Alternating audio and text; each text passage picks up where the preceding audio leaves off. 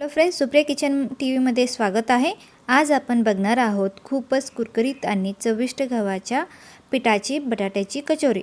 खूप टेस्टी पण आहे। तर चला आपण याला बनवूया। तर मी इथे एका भांड्यामध्ये 1 कप एवढं गव्हाचा पीठ घेतलेला आहे। तुम्ही मैद्याच्या ऐवजी गव्हाचा पीठ वापर करा, थोडेसे हेल्दी पण राहील। तेलामध्ये तळले असले तरी हे हेल्दी पण आहे। तर चवीनुसार मीठ घालूया। मीठ घातल्यानंतर मी इथे 1 टीस्पून एवढं अजवाइन घेतलेलं आहे। हे ऑप्शनल आहे, पाहिजे असेल तर तुम्ही घालू शकता, नाहीतर स्किप पण करू शकता। आता अजवाइन घातल्यानंतर मी इथे 2 टेबलस्पून एवढं तेल घातलेलं आहे। तेल घालून छानपैकी याला मिक्स करून घेऊया।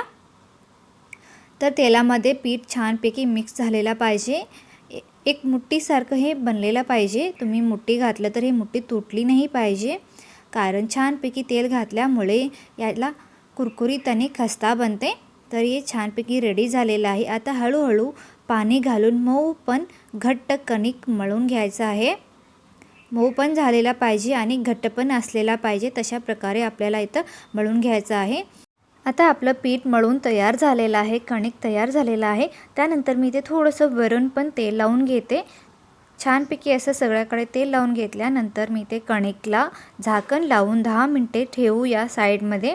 त्यानंतर आता आपण इथे बटाट्याची सारण तयार करून घेऊया। कढईत थोडंसं तेल घालून घेऊया आणि जिरा पण आणि बारीक कापलेली हिरवी मिरची पण घालूया।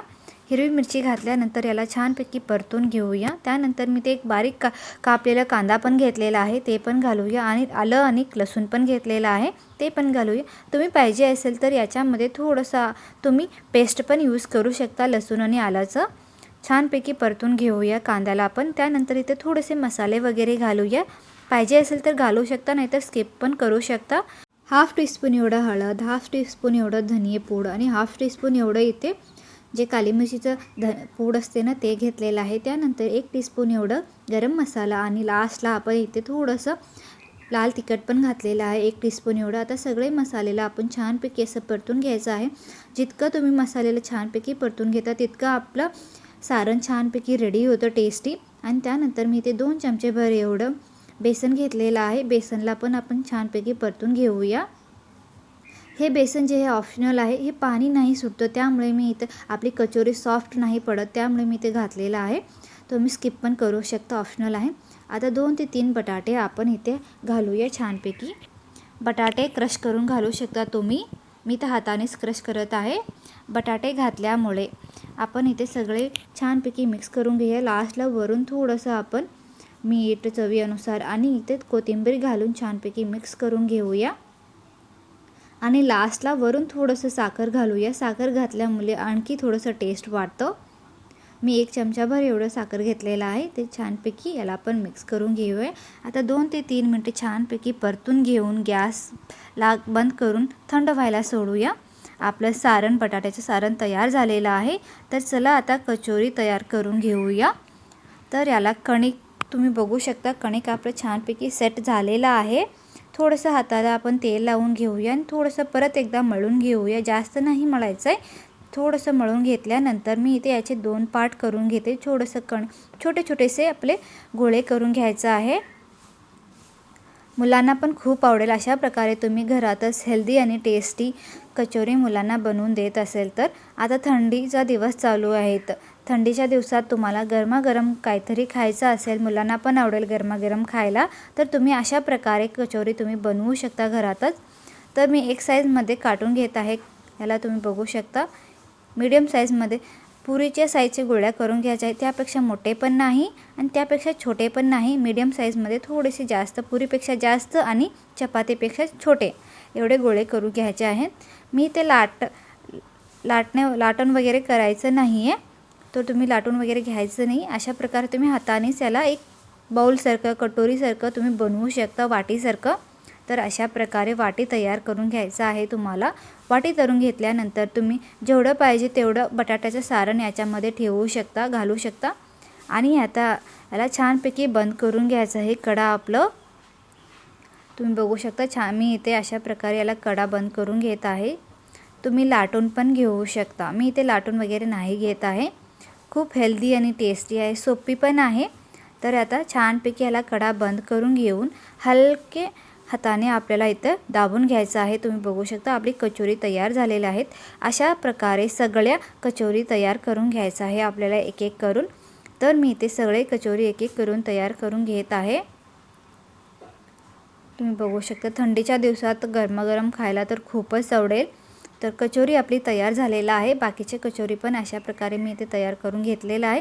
तर चला आता याला तळून घेऊया। मी इथे कढईत तेल गरम व्हायला ठेवलेलं आहे मध्यम आचेवर ऑलरेडी। तुम्ही बघू शकता तेल पण आपलं छानपैकी रेडी झालेलं आहे, गरम झालेलं आहे। तेल गरम झाल्यानंतर मध्यम आचेवर याला हळूहळू आपल्याला फ्राय करून घ्यायचं आहे। तेल जास्त पण गरम नसू नये तो लक्षात ठेवा। तर मी इथे एक एक करून कचोरी याच्यामध्ये सोडत आहे। तुम्ही बघू शकता तेल जास्त गरम नाही, मध्यम आचेवर आपल्याला एकदम छानपैकी सोनेरी रंग येईपर्यंत आपल्याला कुरकुरीत कचोरी तयार करून घ्यायचं आहे। तुम्ही जितके पाहिजे तितके याच्यामध्ये कचोरी घालू शकता। तर तुम्ही बघू शकता आतापर्यंत छोटे छोटेसे बबल्स येत आहेत त्याच्यामध्ये, हे आपोआपच वर येतात कचोरी छानपैकी फ्राय होत। आणि वरून मी इथे एक चमच्याच्या सहाय्याने तेल घालत आहे। याला पलटून नाही घ्यायचं आहे, छानपैकी हे फुलल्यावरच आपल्याला इथं पलटून घ्यायचं आहे। तुम्ही बघू शकता आता हे अशाच प्रकारे मी इथे मध्यम आचेवर याला फ्राय करत आहे। तुम्ही बघू शकता छानपैकी आपले कचोरी फुलत आहेत, मैद्यापेक्षा पण छान आपले कचोरी रेडी होत आहेत। आता मी याला हळूहळू पलटून सोनेरी रंग येईपर्यंत फ्राय करून घेते।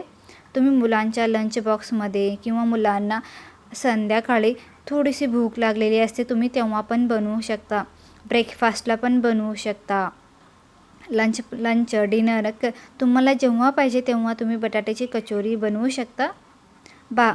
बाहेरचे खाण्यापेक्षा तुम्ही घरातच बनवू शकता। तर आपले कचोरी गरमागरम तयार झालेले आहेत, तर छान पण कलर आलेला आहे, एकही कचोरी आपलं फुटलेलं तुटलेलं नाही। तुम्ही बघू शकता खूप छान आणि टेस्टी बनलेलं आहे। तर मी याला काढून घेते, गरमागरम कचोरी रेडी झालेल्या आहेत। तर तुम्ही बघू शकता किती छान वाटायला आहेत, मैद्यापेक्षा पण छान। तर कचोरी रेडी झाल्यानंतर याला गरमागरम सर्व करून घेऊया। गरमागरम गव्हाच्या कचोरी रेडी झालेल्या आहेत। तर मी इथे तुम्ही इथे हिरवी चटणी किंवा टोमॅटो सॉस दहीसोबत पण सर्व करू शकता। तर मी इथे टोमॅटो केचपसोबत सर्व केलेला आहे। छान आणि टेस्टी कचोरी रेडी झाली। मी इथे तुम्हाला कट करून पण दाखवते।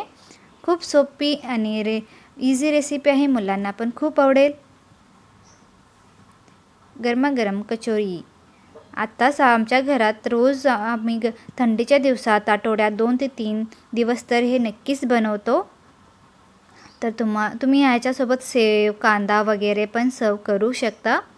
जर तुम्हाला ही रेसिपी आवडली असेल तर लाईक शेअर सबस्क्राईब करायला विसरू नका। अशा सोप्या आणि चविष्ट रेसिपीसाठी भेटूया पुढच्या व्हिडिओमध्ये। तोपर्यंत सगळ्यांना नमस्कार।